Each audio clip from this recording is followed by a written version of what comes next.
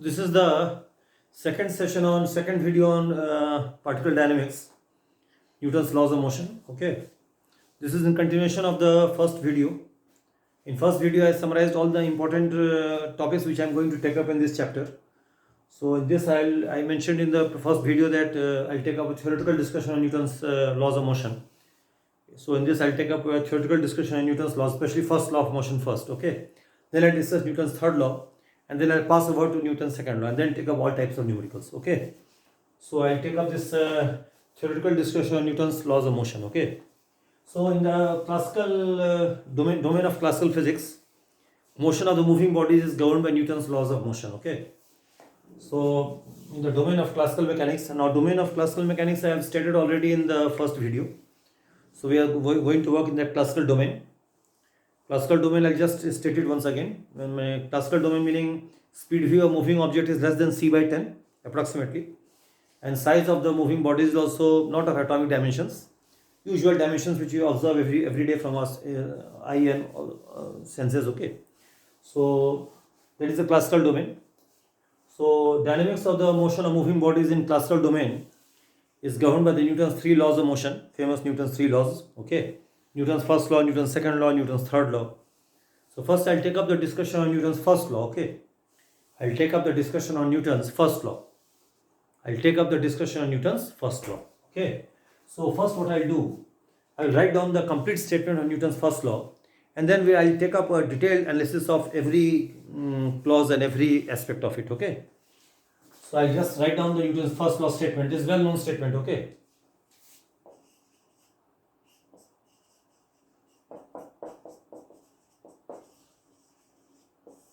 Newton's first law. I write down the statement of this Newton's first law. Okay, in English. Okay, so every body continues to be. So this video I'll not close in 30 minutes because continuity will be broken. Okay, so I'll take full 1 to 1.5 hour I'll take for this video. Okay, so kindly you have to be patient enough to bear it. Okay, fine. So every body continues to be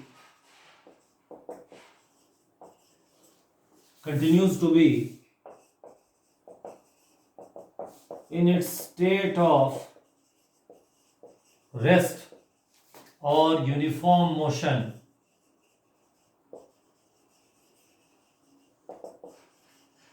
along straight line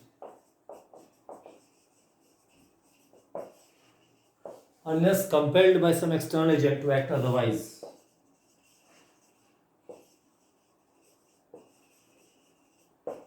By some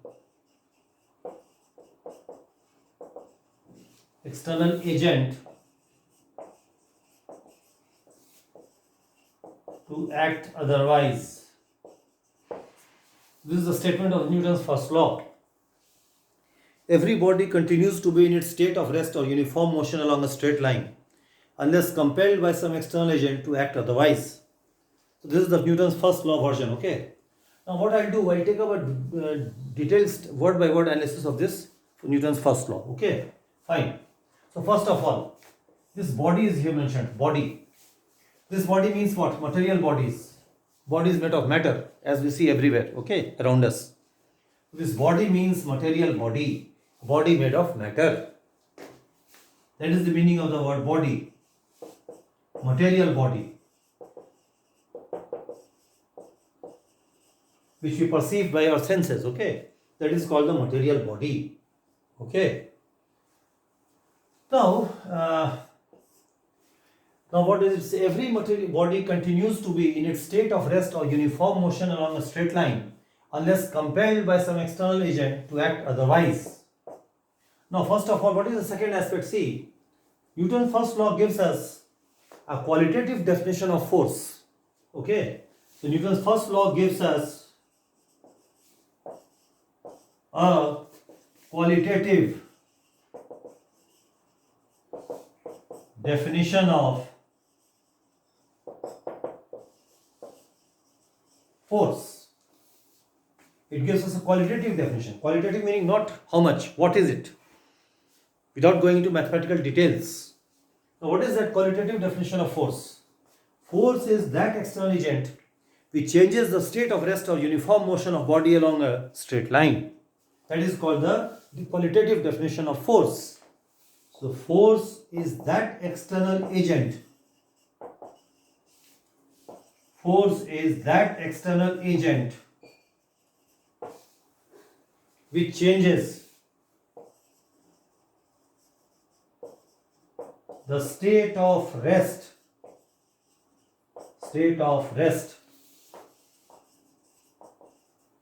or uniform motion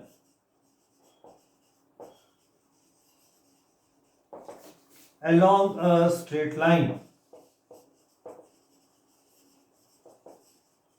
which changes the state of rest or uniform motion along a straight line.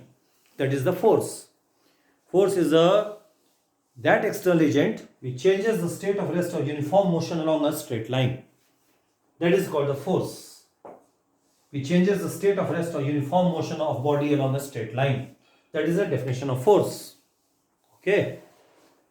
One more thing. In general, on a given material body, more than one forces may act on it. It is possible that only one force acts on it. It is possible that no force acts on it. It is also possible that one or more forces act on it. So in general case, more than two or more than two forces, more than one force will act on a given body. Okay. So now this force word which has been mentioned here, in this force we refer to a special type of forces called real forces. Okay. We'll see in the coming videos that there's another category of forces called pseudo forces or inertial forces or reversed effective forces. But presently we are not going into that aspect. We are only just discussing the real forces. So how do you define this real force? Real force is one whose origin can be traced to some object in the surrounding. That is a real force. A real force is one whose origin can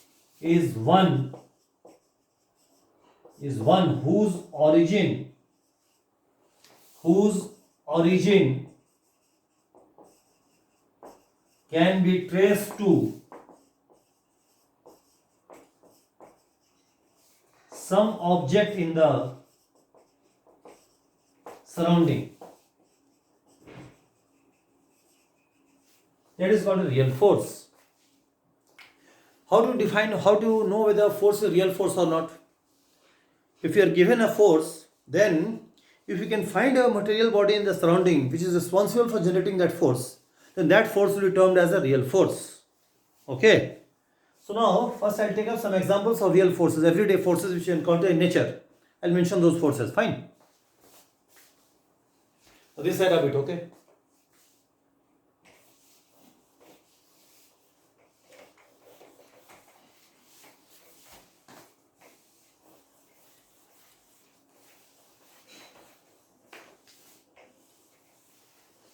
So I'll take up some examples of real forces.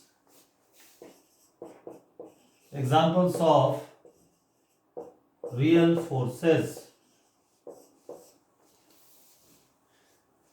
So I'll take up some examples of real forces. So one more thing. I can divide real forces into two categories. I can subdivide. One is contact force, which arises because of contact between material bodies. So that is a contact force. And another is action at a distance force. Two bodies exert forces on each other not due to contact but due to some generation of field, which we will discuss. Okay. So second is action at a distance force. Action at a distant force. Action at a distance force. So these are the two categories of real forces. One is contact force, another is action at a distance force.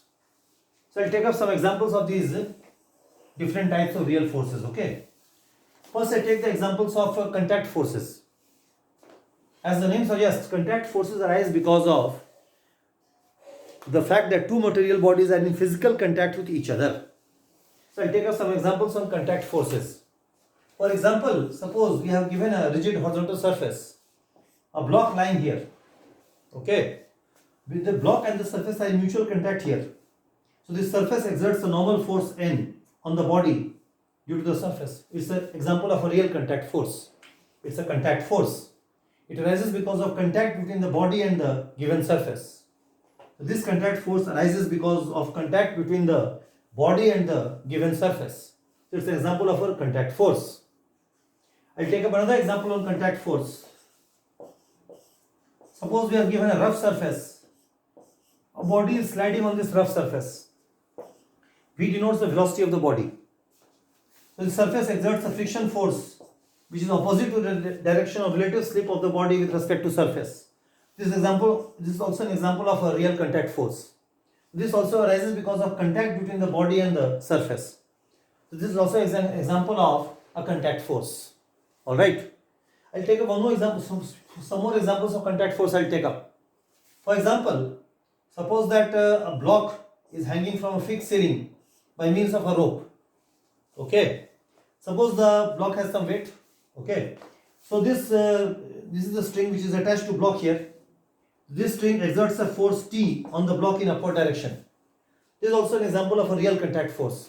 Now one more thing, why is this a real force? See, because this force is generated due to presence of the string. If the string is not present, then there is no tension acting on this block. This is an example of a real force. One more thing, why is this normal reaction a real force? Because this normal reaction exists because of the presence of the surface on which the block is lying. If the surface doesn't exist, then there is no normal force on the block. Similarly, why this friction force is a real force? Because this friction is because of the presence of this rough surface. If this rough surface is not present, then no friction force will act on this moving block. So these are examples of some real forces. Alright. Now I'll take up one more thing. I'll take up some more examples. For example, suppose we are given a bucket of water. Suppose a closed solid body is submerged in this water. Now this water exerts an upward buoyant force Fb, which you have read in the Archimedes principle chapter, fluid mechanics. This buoyant force acts on the body because of the liquid surrounding it. At every point where the body and the liquid are in contact, the liquid exerts a normal contact force. Resultant of all these forces, that is vector sum.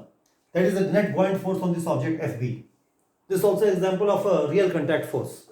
Why is it a real force? Because if the fluid is not there, liquid is not there, then no buoyant force will act on the block. So this is an example of a real force. Also, why is it a contact force? Because it arises because of contact between the liquid and the submerged object. So it's an example of a real contact force. Okay. So 4 examples I have taken on contact forces. Alright, fine. I'll wrap this one, okay.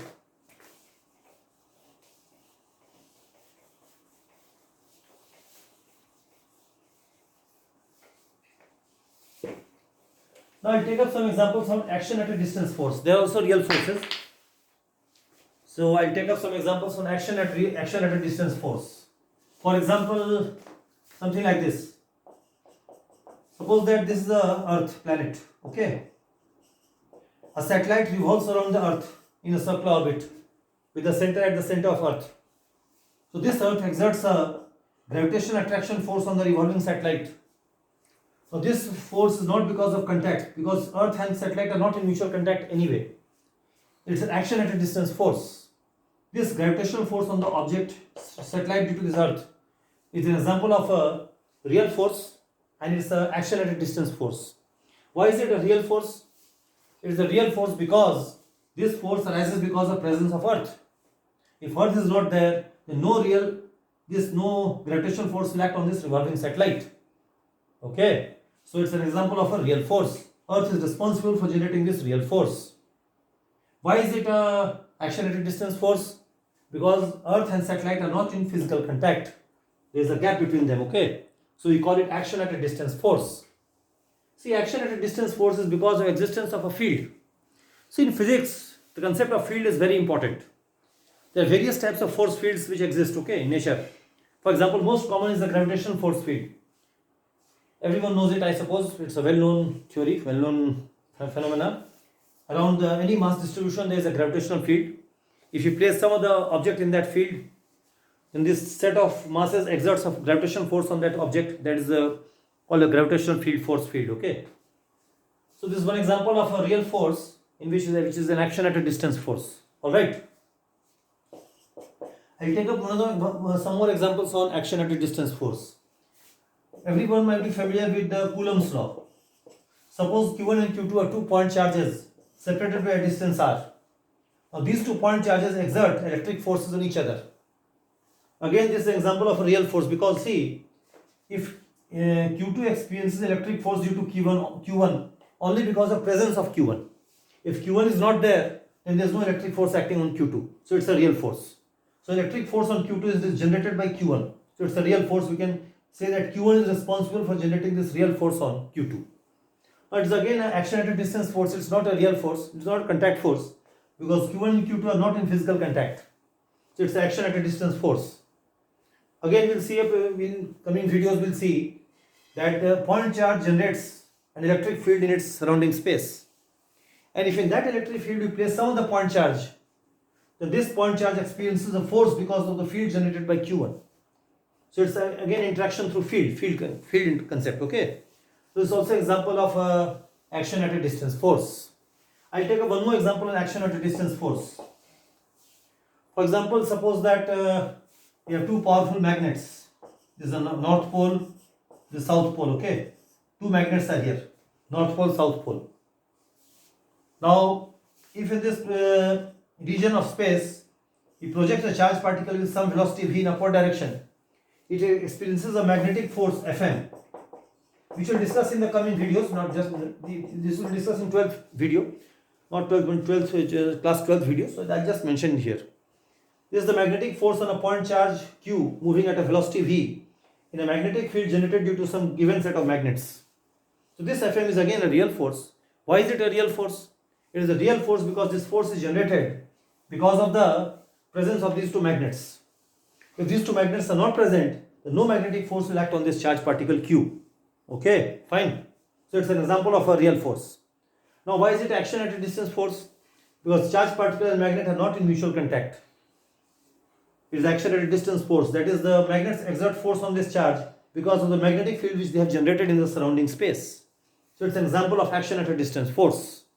Okay. So here I have discussed various types of real forces. What is real force I have stated. 2 types of real forces are there. This also I have stated. First is that it's a contact force or action at a distance force. Both the types examples I have given. I hope it is clear. Alright, fine.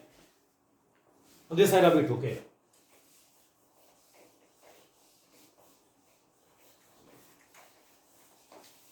I would request you to that, I would just say that, advise you that you completely view the complete video.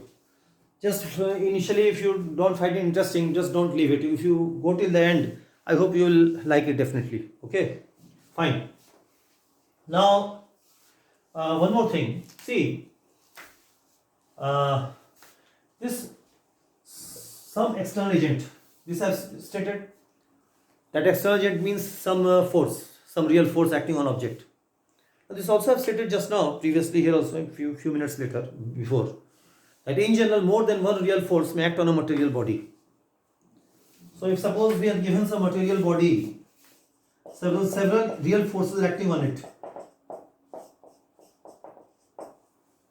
Several real forces acting on this body from the surrounding. Okay. Then the net real force on this body is how much? Vector sum of these forces, real forces. F1 plus F2 plus F3 and so on. This is the net real force on this body. Okay. So now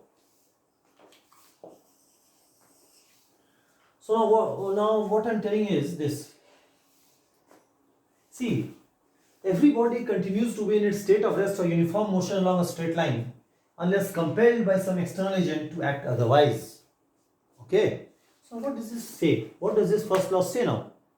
See, it means that if net real external force on a material body is 0, that is vector sum of these real forces on body, then all the material points of the body are permanently at rest always, or all of the material points move with uniform motion along a straight line. Now what is motion along uniform? What is uniform motion along straight line mean? Uniform motion along straight line means motion of point along a straight line at a constant speed. Okay. Rectilinear motion with a constant velocity. That is what is meant by uniform motion along a straight line. So, Newton's first law says that every body continues to be in its state of rest or uniform motion along a straight line unless compelled by some external agent to act otherwise. Meaning this, if net real external force on a material body is zero, then the material body as a whole stays at rest or moves along a parallel straight line or moves along a straight line at a constant speed. Now one more thing, see, this is a material body, okay? This is some material body. There are many material points of this body, okay? I hope you understand what is material point. A point of the body where its matter exists, that is called a material point. A point of the body where its matter exists is called a material point of the body. Now, in general, in a given material body, there are definitely more than one material points. Okay. So, see, when it is stated here, every body continues to be in its state of rest, meaning all the material points of the body. This word is, see, every body is what mentioned here now. This every body means all the material points of the given body. It's just not one point, all the material points of this given material body. This every body means this. All the material points of the given body. Okay, so what does it mean now? This means this. If net real external force on a material body is zero, then all the material points of the body are permanently at rest or all of them move along parallel straight lines at a constant speed. This is what Newton's first law states till now. Okay, so right here, if net real external force, what is meant by external force and what is meant by internal force? This also you must understand. See, which force is external, which force is internal, that depends on the choice of the system. Which body you take as the body under observation. See, if this is a given body under observation, this we call a system. And whatever is present other than system, that is called the surrounding. So if surrounding exerts a force on a given system, these forces are called external forces. And forces which exist between various subparts of system, they are called the internal forces. Okay. So external force is one which is acted upon on the body by some objects in the surrounding. And what is internal force? Internal force is one which exists between various subparts of a given material body. That is called the internal force. Now what force is external, what force is internal? That depends on the choice of the material body as the system. That depends on the choice of the system. If you change the system, then the force which was initially external can become internal or vice versa. Okay, fine. So, for example, just I'll take one example. That suppose there is a table is lying on the ground. This is a rough horizontal table. A block is moving like this. Okay. So now we'll see in coming videos that this surface will exert some normal force on the block. Normal force will exert some equal or opposite force on the table in downward direction. If you take this block and table as a surface, these pair of normal forces between the block and the table, they are internal forces. And if you take only this block as a system, then this normal force is an external force. I hope you understand what is meant by external force, what is meant by internal force. Fine. Now this I rub it, okay?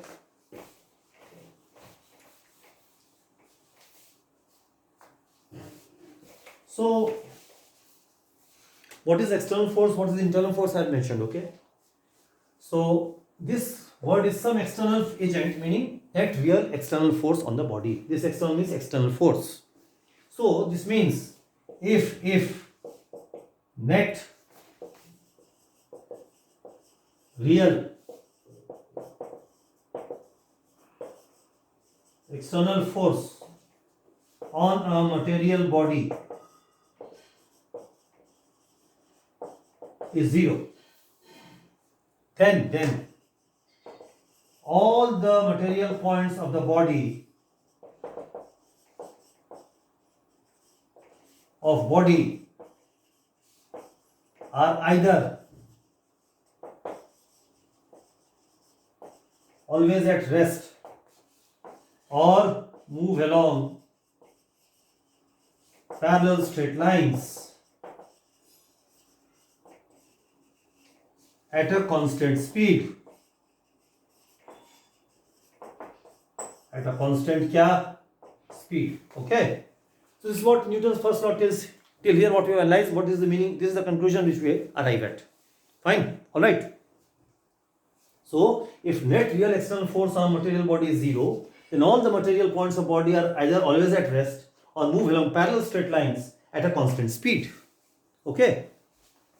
So this I'll wrap it. Okay. So now before going ahead, we must know what is the meaning of uniform rectilinear translation.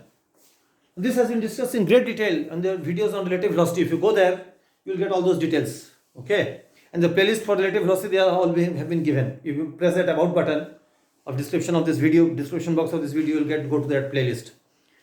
So in that playlist there are 59 videos on relative velocity. So you will get all of them there. Okay. So now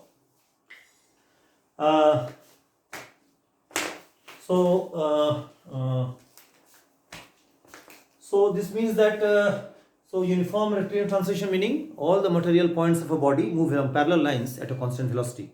That is what is meant by uniform rectilinear translation. Okay, fine. So this statement we have just now written here.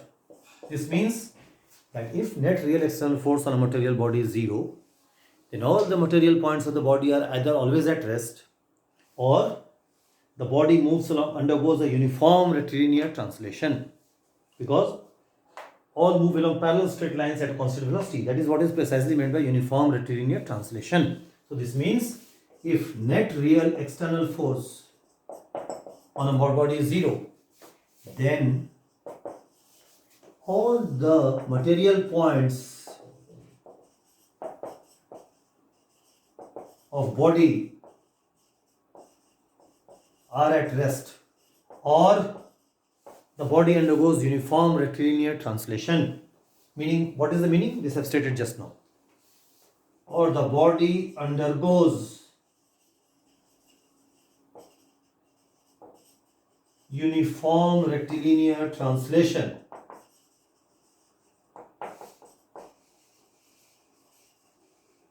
Okay, fine.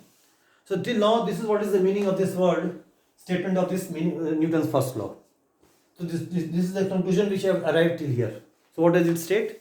If net real external force on a material body is 0, then all the material points of the body are always at rest or the body undergoes uniform rectilinear translation. Meaning all the material points of the body move along parallel straight lines at a constant speed. This is what Newton's first law states. Okay. Now this I'll rub it. Okay. Fine.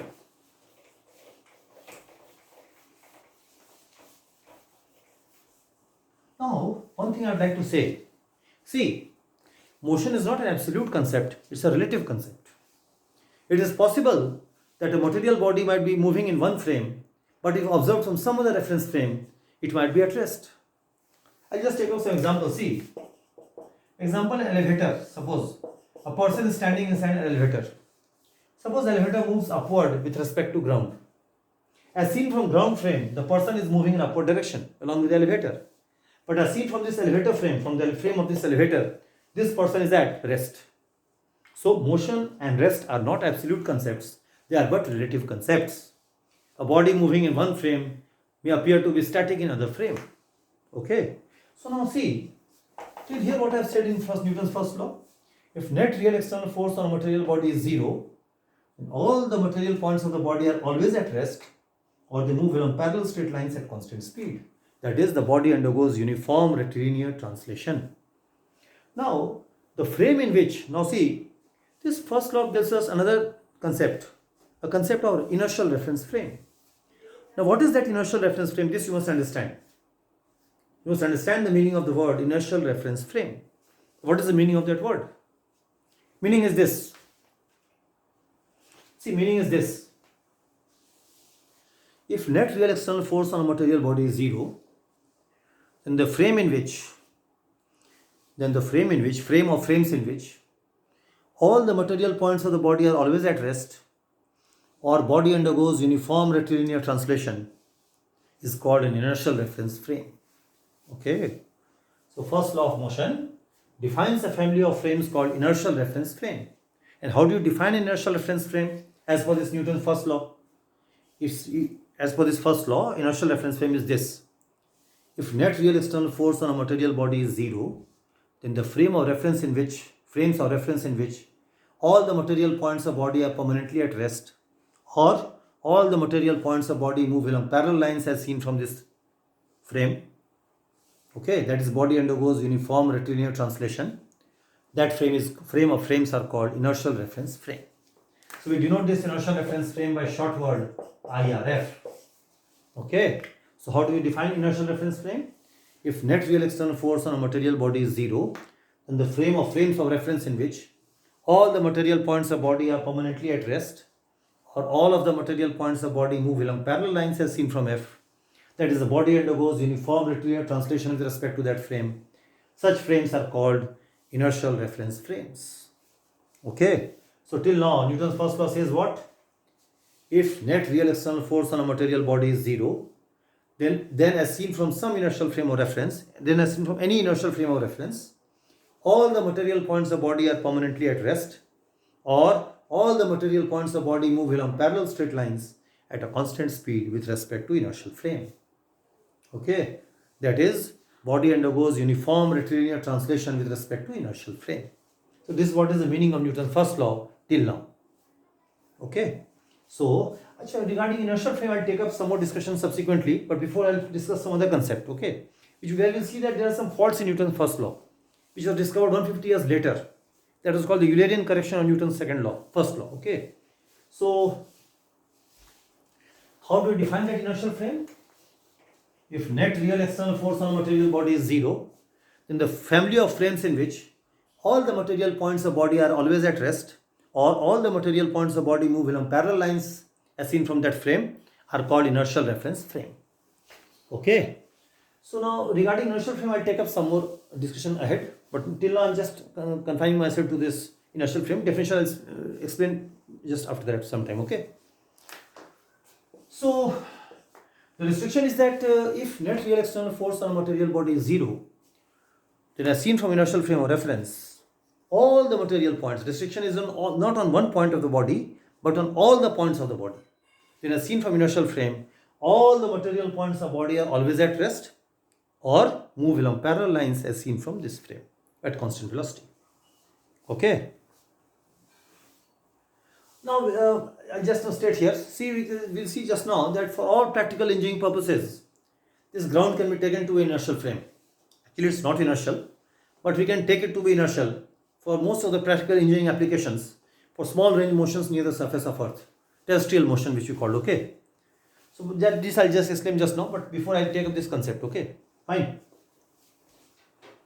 So restriction is that if net real external force on body is zero, then as seen from inertial frames, all the material points, not just one point, all the material points of body should always at rest or they should move along parallel lines as seen from inertial frame. Restriction is on all the material points of body, not just any one point. Okay, fine. This I rub it now. I'll take up some examples to demonstrate the concept. Before going ahead, you must know that in the concept in mechanics chapter, there is another very important concept, center of mass. Okay. So this we'll discuss subsequently in later videos. It is far away now, but you must be having some elementary idea of center of mass. See, in center of mass of a material body moves only due to the influence of external forces and not internal forces. Okay. So this center of mass concept I've here just stated. Okay. So every material body has a unique location called the center of mass. Okay. Now first I'll take up some examples to demonstrate this first law. Okay. So first example, suppose this. Suppose one more thing, I stated just now. For all practical engineering purposes, ground can be taken to be inertial frame. Okay. Justification I'll specify sometime later, but before I'll explain this concept, I'll take up some examples. Okay. Suppose a shell, barud, phosphorus, it is moving in a force-free space. Okay. it is moving in a force-free space. Suppose we are observing this shell from some inertial frame. Okay. So we'll just now say that if one inertial frame is given, then any other frame which undergoes uniform rectilinear translation with respect to this inertial frame is itself inertial. If one inertial frame is given, then any other frame which undergoes uniform rectilinear translation with respect to this inertial frame, that frame is itself inertial in nature. That frame is itself inertial in what? Nature. Okay, for example, if we take ground to be inertial, any elevator moving upward at a constant speed with respect to ground, that's also inertial frame. Or if you take ground to be inertial, which we take generally, and there is a train moving on a horizontal straight track at a constant speed with respect to ground, then that train frame is itself inertial in nature. So if from one inertial frame you can derive many inertial frames. Any frame which undergoes uniform rectilinear translation with respect to inertial frame is itself an inertial frame of reference. Okay, fine. So suppose this is some inertial frame of reference. Okay, fine, I. Now this shell is moving in a force-free space. It is moving in a force-free space at a constant velocity. Okay. So here it's moving in a force-free space. So net real external force on the shell is 0. So as seen from inertial frame, all the material points of the shell are moving along parallel straight lines with respect to this inertial frame. So Newton's first law is satisfied here. Fine, no problem. Alright, this is what the first law says, and this is what is being observed here. As seen from inertial frame, all the material points of shell move along parallel straight lines. All the material points of shell move along what? Parallel straight lines at a constant velocity with respect to I. So as seen from this inertial frame, all the material points of shell move along parallel straight lines at a constant velocity with respect to I. So this first law is satisfied here. Fine, according to this Newton's first law. And let us take some other example. Now suppose I take some other example. See, again imagine that this shell is moving in a force-free space. Okay, fine. Shell is moving along this force-free space. It is moving along straight line. All the material points are moving along parallel straight lines. Okay, it's moving in a force-free space. So net real external force is 0. Suppose we observe it from say 9 o'clock in the morning. From 9 o'clock in the morning, we observe that it is moving in a straight line. All points are moving along straight line at a constant speed. Okay, all points of the body are moving along parallel straight lines at a constant speed. All right. As seen from inertial frame, first law is satisfied. Fine, no problem. Now suppose suddenly what happens? This shell explodes into numerous fragments. This shell explodes into numerous fragments. What does that mean? That one fragment goes in this direction, one goes in this direction, one goes like this, one goes like this, one goes like this, one goes like this, and so on. Now, during the process of explosion, has Newton's first law been satisfied or it has been violated? Answer is it has been violated. Why so? Because as per the Newton's first law, since net real external force on the shell is 0, as seen from this inertial frame, all the material points of shell should continue to move along parallel lines as seen from inertial frame. But during the process of explosion, the shell explodes into numerous fragments which move in various directions. So during the process of explosion, these fragments do not move along parallel lines anymore. They are moving in different directions, even with different speeds. Speed of one shell may be different from other shell. So Newton's first law has been violated here. But how do we correct it? We correct in this way. See, before explosion, the center of mass of the shell was moving at some speed v0 with respect to inertial frame. Even after the explosion, since net force on the system is 0, even after the explosion, center mass will continue to move along straight line without any change in its velocity. Okay, and one more thing, when the shell explodes, there is a case of splitting, explosion. Body splits into numerous fragments. That's just the case of what? Splitting, body splits. So, what is the mistake of Newton's first law here? Mistake is that Newton's first law says that all the locations of shell should continue to move at same velocity along straight line, always, so long as net real external force on the shell is 0. But during the process of explosion, different fragments of shell no longer move in parallel lines, but they move in different directions. So during this process of explosion, Newton's first law has been violated as it has been given in the original form.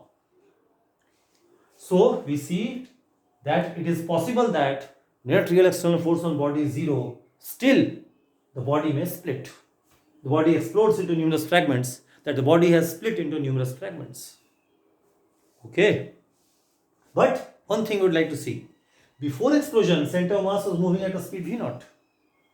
If net real external force on the system is still 0 after explosion also, then the center of mass continues to move along straight line at same constant speed v0 with respect to inertial frame of reference. Okay, so we'll correct this Newton's first law here like this. First correction. First correction of Newton's first law. First correction of Newton's first law. What is the first correction? If net real external force on material body is 0, then also the body may split. Okay, it is explode into numerous fragments. But if net external force on material body is 0, center of mass will continue to move at that constant velocity with respect to inertial frame. Okay, so in first correction we will say this: if net real external force on a body is 0, then it is not necessary that all the material points of body may move along parallel lines. The body may split, they may still split. It is possible that the body may split. It is possible that the body may what? Split. If net is 0, the body may what? Split. Even if net external force on body is 0 still. How do we correct this Newton's first law here? We correct it this way: if net real external force on material body is 0, then center of mass of the body moves along a straight line at a constant speed with respect to inertial frame. This is the correction of Newton's first law at this stage. Fine. So in the original form of Newton's first law, this was prohibited. In original form of first law, if net force on material body is 0, then it can never split. All the material points should either be at rest always, or they should move along parallel lines at constant velocity. None of these two things are happening here. So it is not necessary that if net real force on body is 0, then all material points should always be at rest, or all of them should move along parallel lines at constant speed. So it is possible that net force on a material body is 0, still the body may split. And how do we correct first law here? If net real force on body is 0, then the center of mass of body moves at a constant velocity with respect to inertial frame. Okay, and remaining points of body may not do so. Body may split. So it is possible that net real force on body is 0, yet the body may split. One more example I take. Third example. Okay. Third example is this. Suppose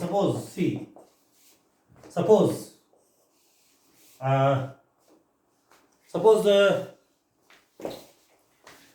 shell is static in force-free space. Okay. There are several forces acting, but net force is 0, it is static. Okay. Suppose it is static, say, with respect to ground frame. Okay.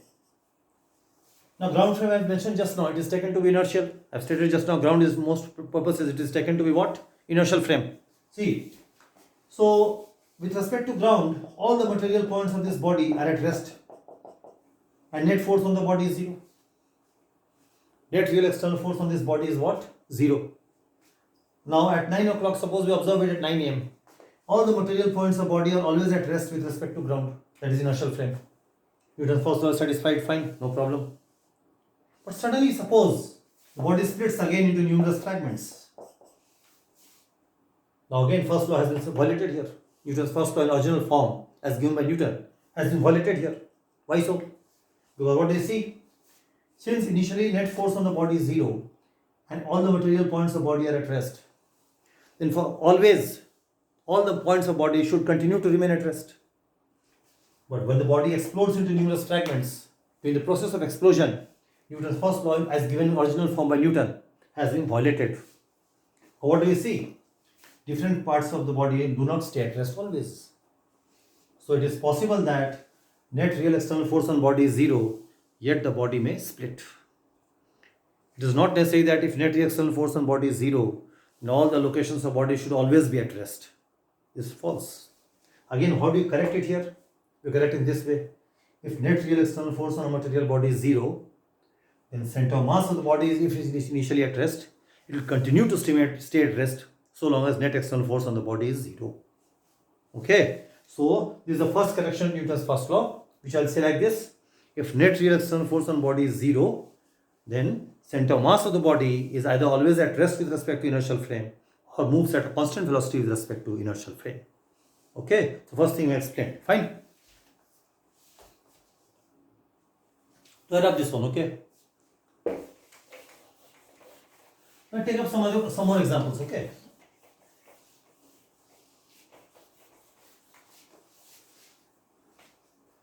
Second, fourth, fifth example. I take up some more examples, okay. Fine. Fifth example is this. Suppose they are given a rubber band, okay. Rubber band is lying over a fixed horizontal surface, okay. Fine. Now the net force on the rubber band is 0 from surrounding. Weight acting in downward direction. Surface exerting a normal force in upward direction. Net force is 0. Ground is taken to be inertial. All the material points on the rubber band are always at rest till now. Fine. Newton's first law is being fulfilled, no problem. Now what we do? Suppose an external agent pulls the left end of the rod to the left at a force of 2 Newton and right end of the to the right end of the rod to right at same force of 2 Newton. Then what do you observe? Still, net force on rubber band is still 0. 2 and 2 cancel out, opposite directions. Force is a vector quantity. So net real force on rubber band is still 0. But now it's a matter of observation. When we apply equal opposite forces at the two ends of rubber band, then what will happen? Rubber band will tend to elongate. No, is it not? First rubber band was still here. Now rubber band has come till here. The rubber band has elongated. Now see, initially before applying this pair of 2 Newton forces, all the points of rubber band were at rest. As per first law, they should always continue to remain at rest. Now if we apply equal opposite forces of 2 Newton at the two ends of rubber band, then we see that the rubber band begins to elongate. So for example, this point comes here, this point comes here, this point comes here. Now first law has been violated again. As per Newton's first law, all the points of the rubber band should continue to stay at rest forever. But when we apply equal opposite forces of 2 Newton, different points of the rubber band are no longer at rest, they begin to move. So first law has been violated here. So we'll say that if net real external force on body is 0, yet the body may get deformed. What do you mean by deformation? Change in shape and or size of the body. When we apply equal opposite forces of 2 Newton, the rubber band gets elongated. So it's deforming, its size is changing, its length is increasing. That's case of deformation. So we'll say that even if net real external force on body is 0, yet the body may undergo a deformation. Okay, fine. But what is the corrected form here? See, corrected form is this. Before applying this pair of 2 Newton forces, the center of mass of rubber band was say here, CM meaning center of mass, it was at rest. When we apply equal opposite forces of 2 Newton, center of mass still stays at rest. So we'll say that if net real external force on body is 0, then also the body may get deformed. And how do we correct this first law here? We say that if net real external force on body is 0, okay, then also the body may, then on 0, then if center of mass of body is initially at rest, it will continue to stay at rest forever.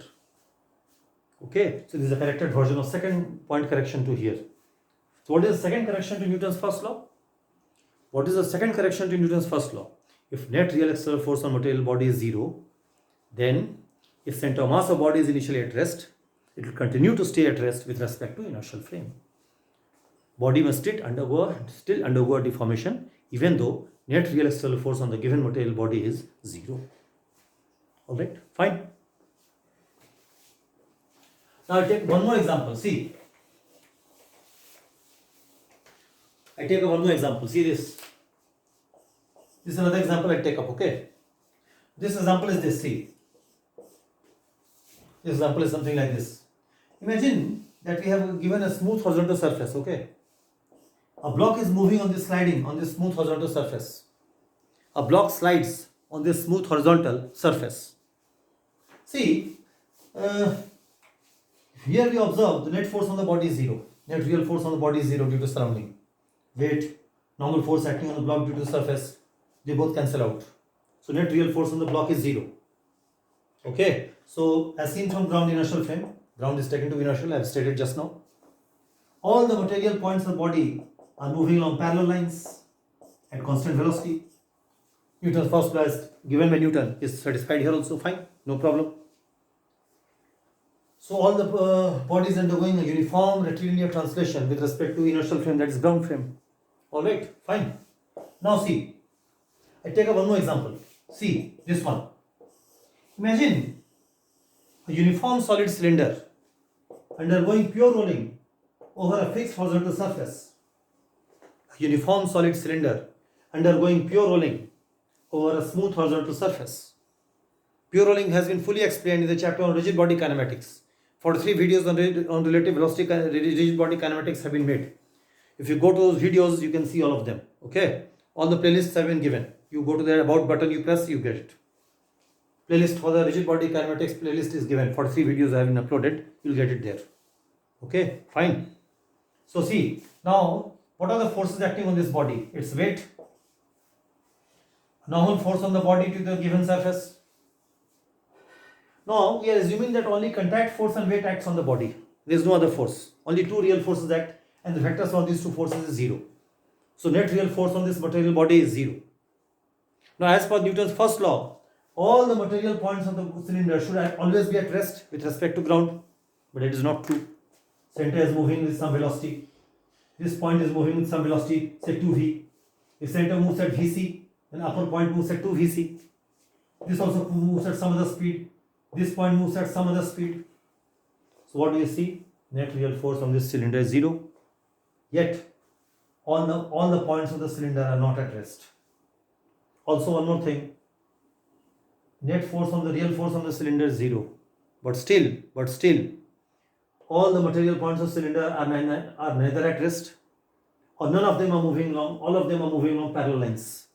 See, this point is moving straight. As has been discussed in the chapter on rigid body kinematics, topmost point moves in a cycloidal path, something like this. This also point moves in a cycloidal path. So net force on this rolling cylinder is 0. Yet all the points of the cylinder are not at rest, and neither all the material points of cylinder are moving along parallel lines as seen from ground frame. So again, first law has been violated here, because as per first law, what should happen? As per first law, what should happen? If net real force on body is 0, then all material points of body should always be at rest with respect to inertial frame, or they should move along parallel lines at constant velocity. But as seen from ground frame, that is inertial frame, none of the points of cylinder are at rest. All the points of cylinder are definitely not at rest, and neither all the points are moving along parallel lines. This point is moving straight, this point is moving like this point is moving something like this. So neither all the points of cylinder are at rest with respect to ground, neither nor all the material points of cylinder are moving along parallel lines at constant velocity, none of them. So again, first law has been violated. So what we say? We'll say that if net real force on body is 0, yet the body may rotate. If net real external force on body is what? 0, it is possible that the body may still rotate. It can rotate, okay? How do we correct this first law here? First law will correct like this. See, if a uniform symmetrical rigid body rolls without slip over a horizontal surface, under the influence of its weight and contact force alone, then no friction acts on the body due to surface. So in this case, center of mass of the drum moves along a constant speed along a straight line at a constant speed Vc with respect to inertial frame, that is ground frame. So we'll say that if net real external force on body is 0, then also the body may rotate, and corrected statement will be what? Corrected statement will be, it is possible that net real force on body is 0, but still the center of mass of the body may move along a straight line at a constant velocity with respect to inertial frame. Okay, so till now, what is the corrected form of Newton's first law? So what is the restriction which Newton's first law applies? That is for all the points of body. When a net real external force on body is 0, then all the material points of body should always be at rest with respect to inertial frame, or they should move along parallel lines with respect to inertial frame. And this we have found in some examples that they are not being satisfied. This violation of Newton's law has been observed here. And how do we correct it? We correct it this way. If net real external force on a material body is 0, if net real external force on a material body is what? 0, then as seen from inertial frame, the center of mass of the body is either always at rest or moves along a straight line at a constant velocity with respect to inertial frame. To apply imposed restriction on all points of body is not correct. It is possible that net real external force on a body is 0, yet the body may deform, split or rotate. So if net real external force on a body is 0, then it is possible that the body may deform, split or rotate. Deform meaning rubber band example, split explosion example, rotate cylinder example. But center of mass of the body will continue to stay at rest always with respect to inertial frame or move along a straight line as seen from inertial frame. So this is the precise content of Newton's first law. And this was corrected 150 later after Newton, Eulerian correction, okay? And from that time onwards, no violation to Newton's first law has ever been observed in this classical domain which we are working. Okay, so how do you say that? What is the corrected version of Newton's first law? If net real external force on material body is 0, then as seen from inertial frame, center of mass of the body is always at rest or moves along a straight line at a constant speed. The body may split, deform or rotate even though net external force on the body is 0. To apply restriction on all points of body to be always at rest or move along parallel lines when net force on body is 0 is a wrong assumption. That's a wrong imposition which we are doing. Okay, this I have explained fully. Fine. Now rub this one, okay.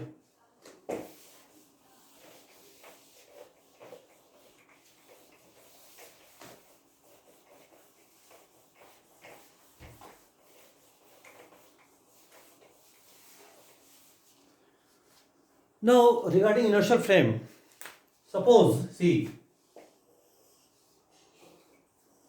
regarding inertial frame, what I am saying is this. Please listen to me.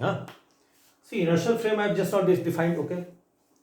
This also I have stated that for all practical engineering purposes, ground frame can be taken to be inertial frame. For terrestrial motion, for motions which are near to the Earth's surface, we can take ground to be inertial frame. For all practical engineering purposes. Okay. Now, how do we define inertial frame? How do we define non-inertial frame? See, let I1 be an inertial reference frame, IRF. Let I1 be an inertial reference frame, I1, okay. Let I1 be an inertial reference frame, okay.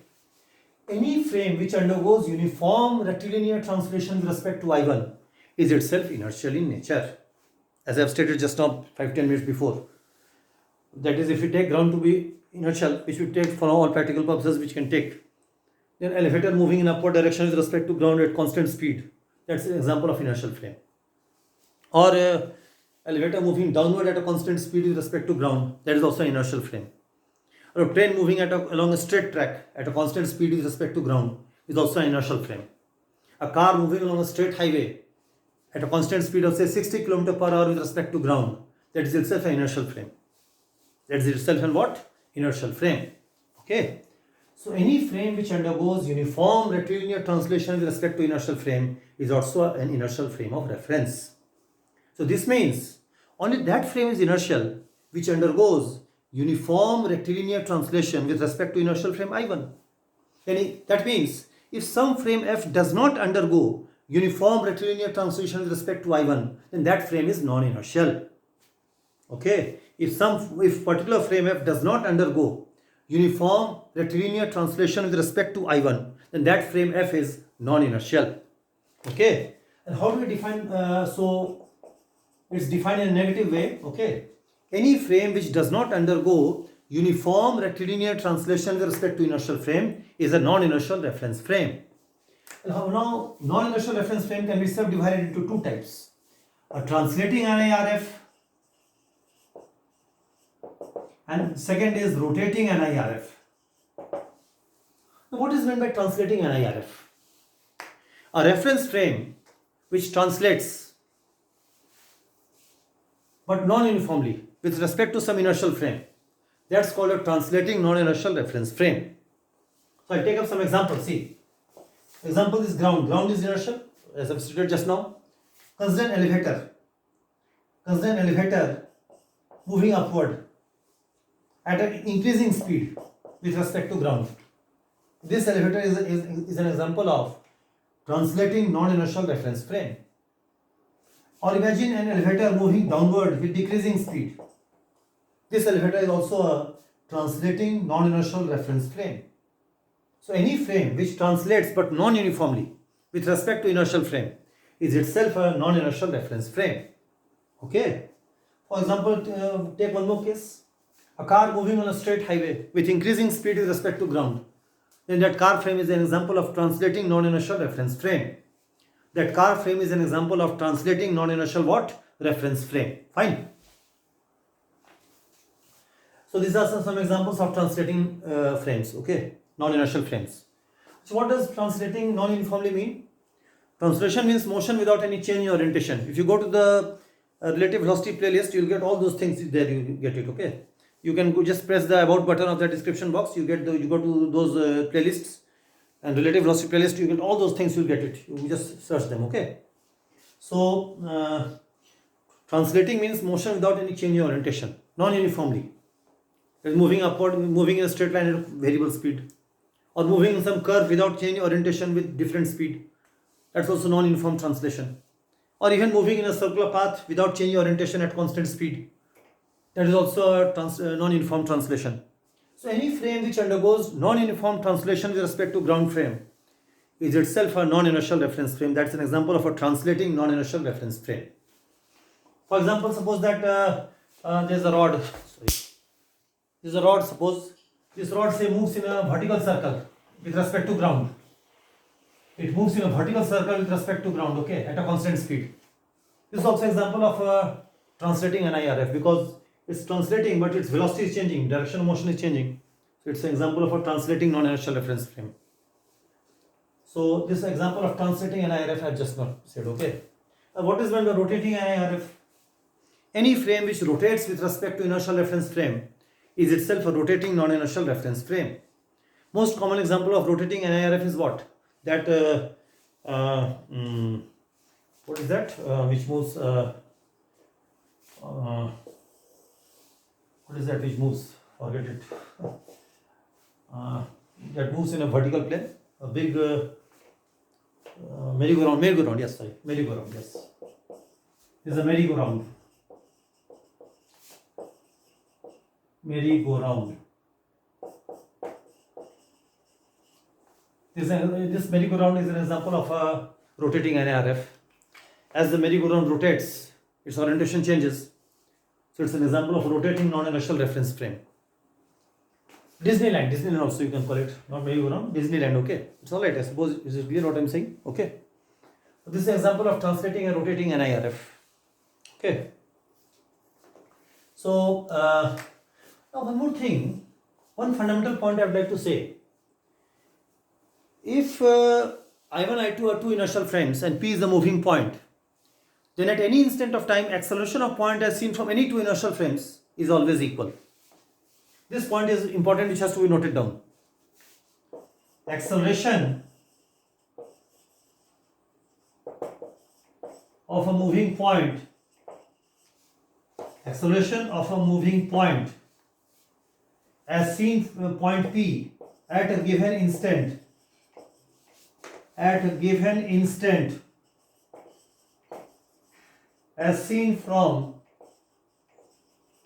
any two inertial frames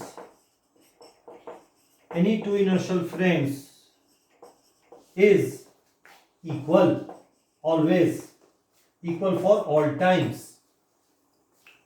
P is a moving point, then as seen from any two inertial frames at a given instant, acceleration of point in these two inertial frames are always equal.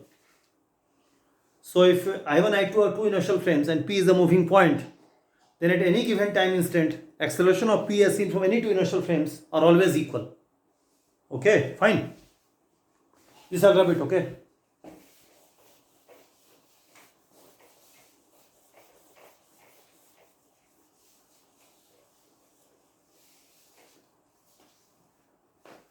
See, how do you prove it?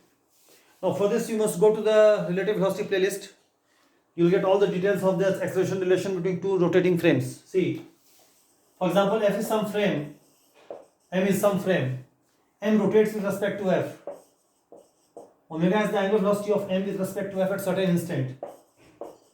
Beta is the angular acceleration of m with respect to f at a given instant. P is the moving point. A is some location fixed in this body M. This is the vector RPA. Now we know that APF, acceleration of P with respect to frame F at time t, is equal to APM, acceleration of P with respect to M at given instant, plus AAF plus beta cross RPA plus 2 omega cross VPM plus omega cross RPA. This relation has been derived and discussed in great details in the rigid body kinetics, rigid body chapter, relative velocity chapter. You get it there. You go to that playlist, you will get all those things. Okay. Now see this I'll rub it. Okay.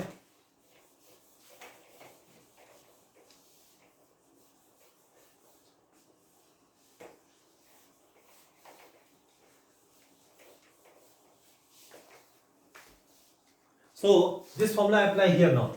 See, I2 and I1 are two inertial frames of reference.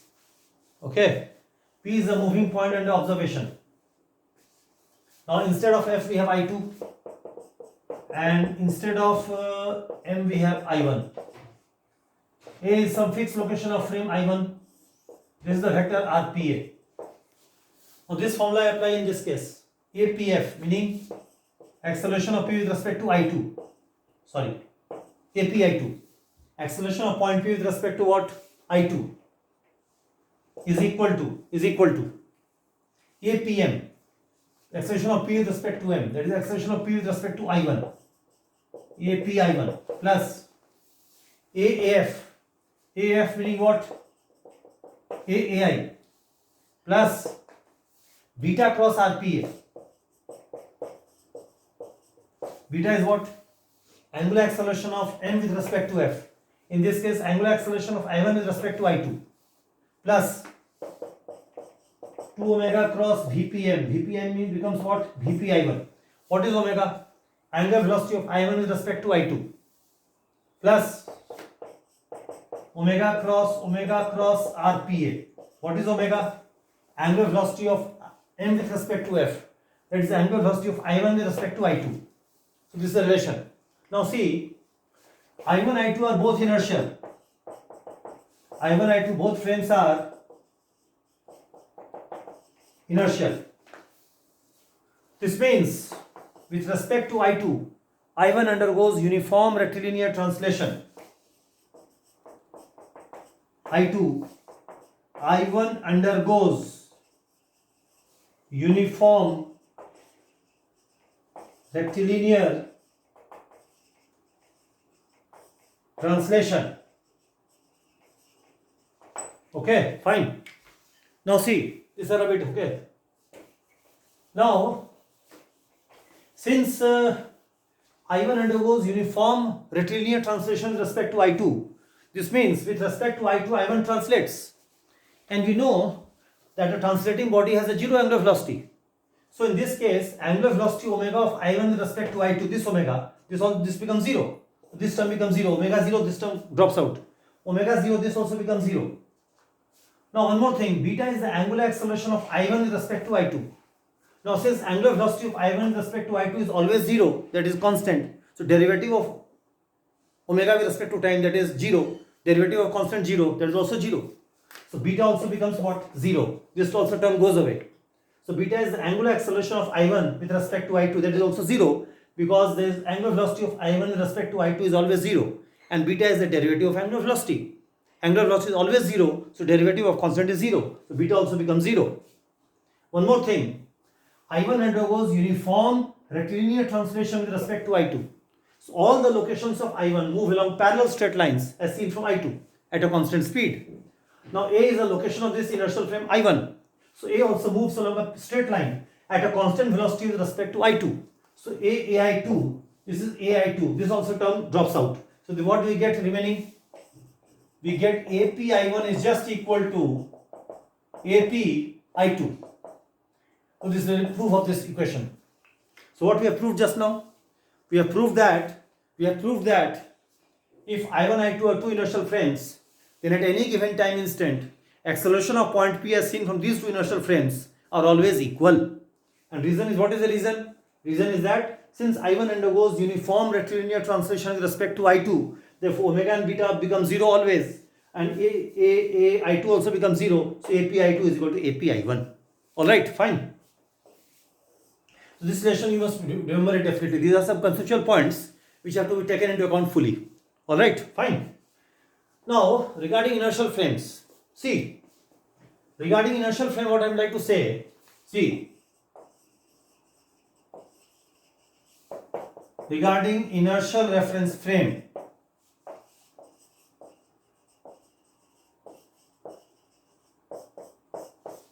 following 4 frames are approximately inertial in decreasing order of accuracy. See, first frame F1, class of frames called F1, class of frame F1. What is this frame F1? Frame attached to the center of mass of the solar system and translating with respect to distant stars. F1 means frame attached to center of mass of solar system and translating with respect to distant stars. With respect to distant stars. That is the first frame. Okay. This is the closest approximation to inertial frame. For all purposes, for all the whatever we know, whatever people know regarding at this stage of time. Now, second frame, which is inertial in decreasing order of accuracy. Second frame is F2. F2 is frame attached to the center of mass of the sun and translating with respect to F1. This is the second approximation to inertial frame after F1. So frame attached to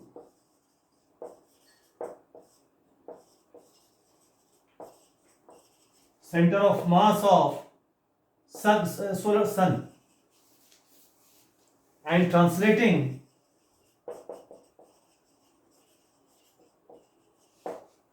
with respect to F1. That is the second closest approximation to inertial frame. And then third lesser approximation to inertial frame is F3.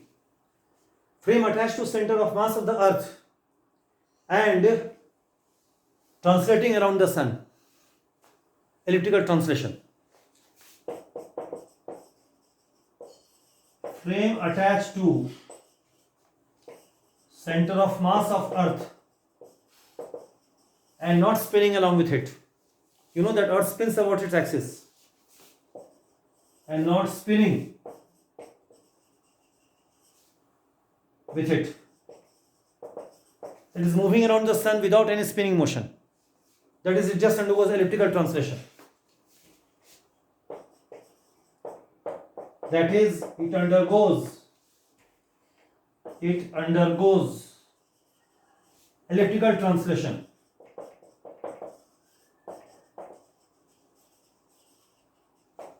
With respect to F2. This is the third lesser approximation to inertial frame. And last is F4. Frame attached to center of mass of earth and spinning with respect to F3. That is F4. And for all practical engineering purposes, F4 is the closest, it's sufficient for all practical engineering purposes. For the case when the motion is near the earth's surface, that is for terrestrial motion. So F4 is this. Frame attached to center of mass of earth and spinning with respect to F3. This is the lesser approximation to inertial frame. But as I have been saying repeatedly, F4 is the closest, is sufficient for all engineering purposes in which the motion is terrestrial, short range motion near the earth's surface. For all practical purposes, F4 is sufficient. Okay, rarely we will have to go sometimes to F3, otherwise F2, F1 also will not used. So for all practical purposes, F4 is sufficient for as a model of inertial frame for the case of terrestrial motion, that is all motion near the earth's surface. Fine, alright. This I love it, okay.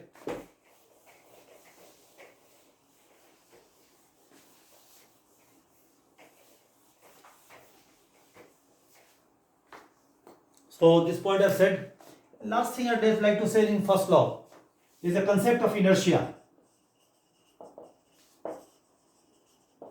Concept of inertia. What does that mean?